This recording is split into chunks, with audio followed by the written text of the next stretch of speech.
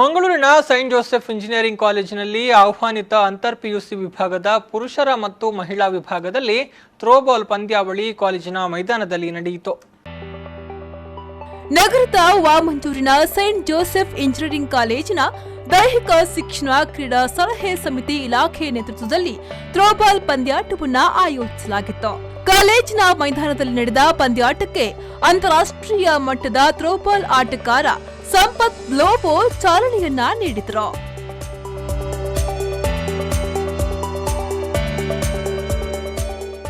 ಈ ವೇಳೆ ಮಾತನಾಡಿದ ಅವರು, ಪಂದ್ಯಾಟದಲ್ಲಿ ಆತ್ಮಸ್ಥೈರ್ಯ ಮುಖ್ಯವಾಗಿರುತ್ತದೆ. ಅದನ್ನ ಕ್ರೀಡಾಳು ಮೈಗೂಡಿಸಿಕೊಳ್ಳಬೇಕು. ಇಲ್ಲಿ ಶಿಕ್ಷಣ ಹಾಗೂ ಕ್ರೀಡಾ ಚಟುವಟಿಕೆಗೆ ಹೆಚ್ಚಿನ ಪ್ರೋತ್ಸಾಹ ನೀಡುತ್ತಿದೆ ಎಂದು ಹೇಳಿದರು.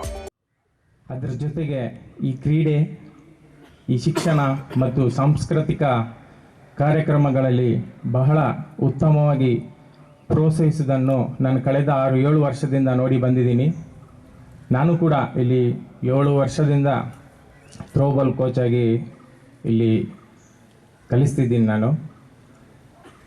ಸೊ ಇಲ್ಲಿನೂ ಈ ಮ್ಯಾನೇಜ್ಮೆಂಟು ಚೆನ್ನಾಗಿ ಪ್ರೋತ್ಸಾಹ ಕೊಡುತ್ತೆ.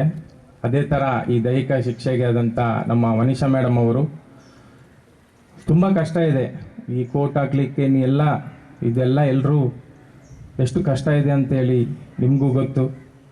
ಸೊ ಅವರು ಕೂಡ ಒಳ್ಳೆ ರೀತಿಯ ಸಪೋರ್ಟ್ ಕೊಡ್ತಿದ್ದಾರೆ. ಸ್ಪೆಷಲಿ ಹೇಳೋದಂತ ಏನಂತೇಳಿದರೆ, ಈ ಸಂಸ್ಥೆಯಲ್ಲಿ ಈ ಸ್ಪೋರ್ಟ್ಸಿಗೆ ಹಾಗೂ ಎಲ್ಲ ರೀತಿಯ ಅವಕಾಶಗಳನ್ನು ಮಾಡಿಕೊಡಲಾಗಿದೆ. ಸಂಸ್ಥೆಯ ನಿರ್ದೇಶಕರಾದ reverend father Wilfred Prakash D'Souza ಮಾತನಾಡಿ, ಇಲ್ಲಿನ ವಿದ್ಯಾರ್ಥಿಗಳು ರಾಜ್ಯ ಹಾಗೂ ರಾಷ್ಟ್ರ ಮಟ್ಟದಲ್ಲೂ ಕ್ರೀಡೆಯಲ್ಲಿ ತೊಡಗಿಸಿಕೊಂಡಿದ್ದಾರೆ. ಇದು ಈ ಶಿಕ್ಷಣ ಸಂಸ್ಥೆಗೆ ಹೆಮ್ಮೆಯ ವಿಚಾರವಾಗಿದೆ ಎಂದು ಹೇಳಿದರು.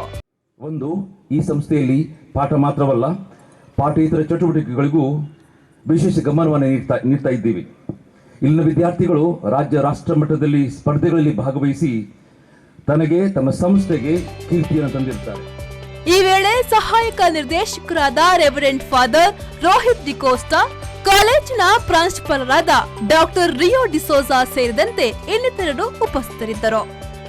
ನಾಗೇಶ್ ಕಾವೂರು, ವಿ4 ನ್ಯೂಸ್ 24/7 ಮಂಗಳೂರು.